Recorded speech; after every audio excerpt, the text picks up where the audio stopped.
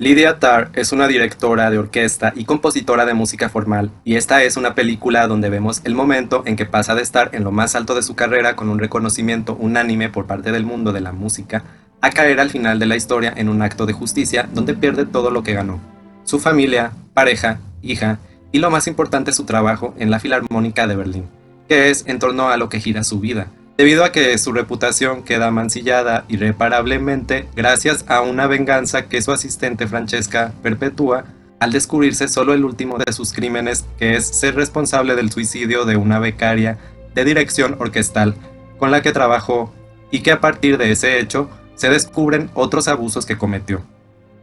No es una película que trata sobre la música, y esto puede ser engañoso para quienes acudimos creyendo que veríamos una historia ahondando en conocimiento o exposición musical. Si bien es cierto que oímos de fondo fragmentos de algunas obras y se mencionan compositores, el foco se centra en las relaciones de poder al interior de una orquesta, más como las que hay en cualquier institución donde se ejerza poder, y los problemas que implican el éxito. Sí, es una historia que acerca al espectador que no lo sepa a conocer más el mundo de la música mal llamada clásica, así como el trabajo de un director de orquesta. Pero hasta ahí llega el tema de la música, que funciona más como un medio para exponer lo que mencioné, pues no llegamos tampoco a conocer mucho del trabajo de Lidia como compositora. Es una película de análisis social, contemplación y reflexión sobre diferentes temas. En otras palabras, es todo lo contrario a una película que ves un domingo para olvidarte de los problemas, y eso me da la ocasión para hablar sobre el cine mismo y su función social y cultural. ¿Para qué vemos una película? ¿Es solo para divertirnos? ¿Es lo mismo entretenimiento que arte? La respuesta es no. Y esta película viene a recordarnos que si bien es válido ver películas que nos hagan olvidar nuestra miserable o simplemente monótona realidad en el capitalismo tardío y la sociedad del rendimiento, llevándonos a historias ficticias que nos hagan escapar de esto por 1 o 2 horas, también son muy necesarias aquellas películas que nos ayudan a entender cuáles son las razones por las que vivimos en una sociedad tan enferma e insana.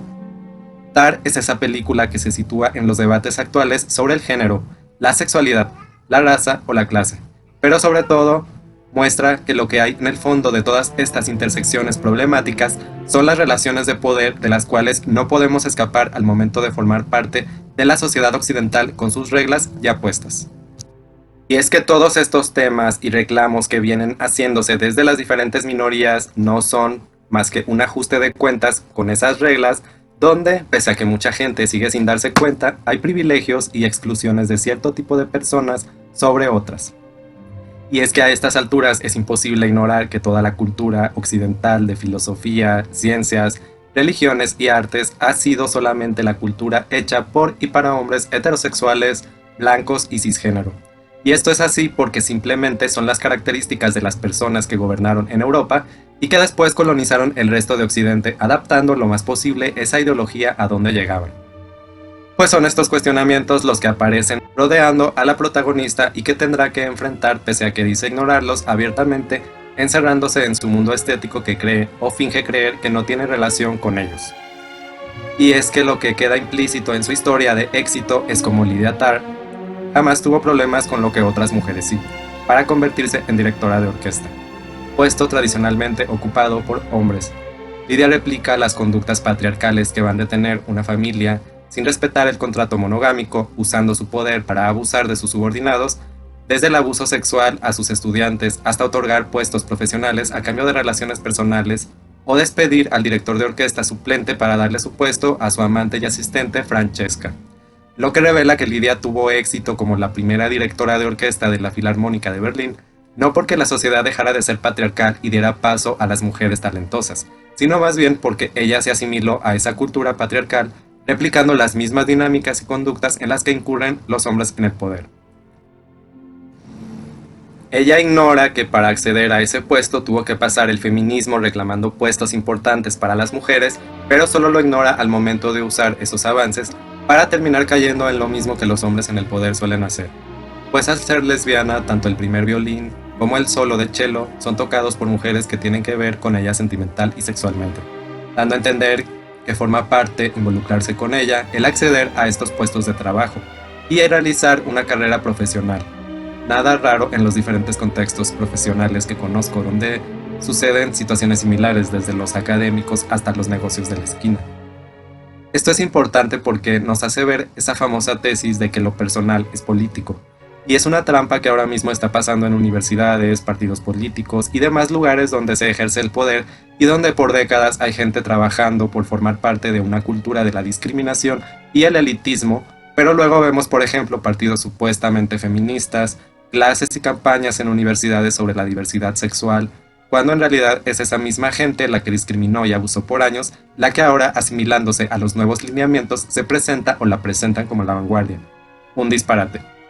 Es por ese motivo que, pese a ser una mujer, la película inicia con una entrevista donde ella dice que no tiene que ver con los reclamos feministas, ya que nunca se sintió en desventaja. O tampoco entiende por qué su estudiante no binario rechaza prestar atención a compositores anteriores al siglo XX, como el compositor barroco Bach, debido a que lo ve como un representante del patriarcado más rancio por su vida personal. Y es que la pregunta de fondo es si un artista se reduce a su privilegio para existir y desarrollar su obra, como en el caso de Bach. Pero estos cuestionamientos no se dirigen solo al mundo del arte, sino que aplican a cualquier persona exitosa en cualquier época y oficio, pues para que artistas como Bach, por ejemplo, desarrollaran su obra, debían someterse al visto bueno de las mafias de su tiempo como la iglesia o la monarquía, entre otras, y hacerles propaganda como lo hace él con su obra dedicada al dios bíblico, independientemente de que yo, como no creyente en ese dios, pueda escuchar la pasión y disfrutarla sin aludir a quien la dedicaba a él. Y obviamente también debía tener una familia heterosexual con numerosos hijos, anécdota que molesta a su estudiante para considerarlo como un compositor memorable digno de estudiarse. Tal como ahora un científico debe acatar, por ejemplo, los lineamientos de una universidad o empresa donde trabaje y no lineamientos necesariamente científicos, sino de género, raza, sexo o incluso económicos, que casi siempre son los primeros para desarrollar cualquier trabajo. Finalmente, Lydia Tarr no sale bien librada de estos reclamos, pero todo sucede de manera que, aunque el director nos hace ponernos siempre de su parte, puesto que toda la historia está contada desde el punto de vista de ella, no debemos ceder a este favoritismo propio de la protagonista que le da a su autor. Y es que algo de lo más interesante de la película es que ciertamente nosotros empezamos dándole la razón a Lydia al tomar como tonterías las causas sociales, debido a que no la vemos a ella cometer ninguna infracción moral, viendo solamente su trabajo como directora y músico, que se ve bastante profesional. Sus crímenes se revelan en diálogos, recuerdos y pesadillas que la atormentan, pero nunca se nos muestran en escenas explícitas, haciendo que en una primera vista el espectador quede confundido preguntándose si realmente ella fue capaz de lo que se le acusa o solo son rumores para derribarla, producto de la envidia, que es también algo bastante común la gente envidiosa. Y pese a que sea una compositora y directora talentosa, terminamos dándonos cuenta de que ella usa su posición de poder para hacer lo que quiere sin importarle las consecuencias de sus actos. Porque como suele suceder en esos ambientes, la música no le es suficiente para satisfacer sus placeres. En el fondo, esta es una historia sobre las relaciones de poder que vemos en diferentes escenas y el utilitarismo en el que las personas se reducen a objetos que solo valen en tanto sirvan a la satisfacción de quien los necesita. Esto lo vemos en el tremendo diálogo que retrata lo que es la sociedad del rendimiento, donde su esposa, al romper con ella, le dice que la única relación no interesada que ha tenido en su vida es con su hija. ¿Será por esto que a la gente le gusta tener hijos? ¿Porque el resto de las relaciones están mediadas por un interés ya sea implícito o explícito? Incluida, por supuesto, la relación del matrimonio como se lo hace ver su esposa. Es decir, el amor a los hijos es el único amor verdadero que vemos en esta película, ese amor desinteresado que nos han contado. Otra escena que revela esta terrible verdad es cuando Lydia canta en su departamento de soltera una canción improvisada con acordeón para molestar a los nuevos vecinos que vienen a avisarle que se han apropiado de la casa de la antigua vecina que era la madre y su hija. Habiendo la madre muerto, metieron en el psiquiátrico a la hermana para quedarse con la casa y venderla. Otro clásico de las familias.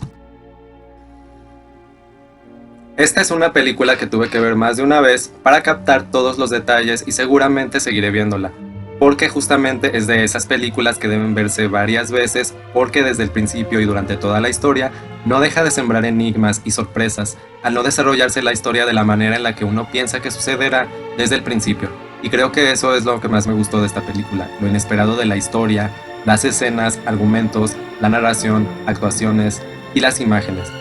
Que no sea una película fácil, llegando incluso a preguntarse mientras uno la ve de qué género es. Parece ser una película biográfica en principio, pero no lo es. Luego creemos que es una película de tragedia, pero hay escenas que rompen esa sensación para preguntarnos después de verlas si no estamos viendo realmente una película de terror. Al final diría que es una película trágica con toques de suspenso. Es una película recomendable en el 2023 porque rescata justamente el tipo de cine que se había declarado muerto con el quiebre económico de empresas que ocasionó el toque de queda mundial después del año 2019, al cual no escapó la industria del cine. Me refiero al cine de autor, del cual esta película es un ejemplo, porque su director Todd Field es también el guionista, es decir, no es una película por encargo de un estudio, sino que es una obra propia de su autor que recibió financiamiento y llegó a poder promocionarse de manera masiva para darse a conocer, que eso es su verdadero logro, pues usualmente en este tipo de películas el problema es que justamente no llegan a todo público, sino que se distribuyen de manera limitada. Por último, quizás lo que no me gustó del guión es que a todo esto no podemos omitir que el director justamente es un hombre heterosexual que escribió un personaje de una lesbiana que él ve como una versión del comportamiento de un hombre en una mujer, algo muy propio de gente de generaciones pasadas que no pertenece a la diversidad. De ahí la distorsión de ver el personaje de una mujer lesbiana, ignorante de las causas de la diversidad o de las mujeres, algo bastante extraño, sobre todo en países del norte económico. Es decir, habría que llevar el cuestionamiento que Todd Field recicla de los movimientos minoritarios y preguntarnos si el personaje de Tar hubiera sido desarrollado igual de haber sido escrito por una mujer heterosexual o incluso de la diversidad. Y yo creo que no. Y a lo que voy con esto es que finalmente es una historia que inteligentemente pretende cuestionar los reclamos que se hacen de las minorías a las personas como él, que pertenecen a una élite de privilegio, pero que en realidad al final se revela como una historia contra la diversidad y sus reclamos, o más precisamente que el personaje de Lydia Tarr parece reflejar más el punto de vista de él como hombre heterosexual que el de una mujer lesbiana, y es ahí donde su personaje no termina de ser realista para mí. La trampa es que él usó el recurso de escribir un personaje de una mujer lesbiana y no el de un hombre heterosexual para el papel del director, porque claramente haciendo lo segundo su película directamente hubiera sido tachada como machista y patriarcal, pero al poner a una directora lesbiana en vez de a un director de orquesta heterosexual confunde a la mayoría de los espectadores, pero a mí no. Incluso si hubiera sido una mujer heterosexual conservadora, el personaje de Tar sería más creíble, pero al definirla como lesbiana ya no lo es. En conclusión, la historia de Tar es la de un hombre conservador que se presenta como una mujer lesbiana en una historia ficticia quejándose de que las minorías ya no toleran el abuso de narcisistas o psicópatas en diferentes puestos de poder, añorando esos tiempos rancios cuando se podía abusar libremente de los débiles sin consecuencias. Tar es la historia de un abusador, o en este caso abusadora ficticia, que recibe un justo merecido al final, cosa que desearíamos que ocurriera en el mundo real, pero no siempre pasa. Si te gustó este video, suscríbete a este canal para ver más reseñas y también puedes hacerme un aporte por PayPal para apoyar a la creación de más contenido. Nos vemos en el siguiente video.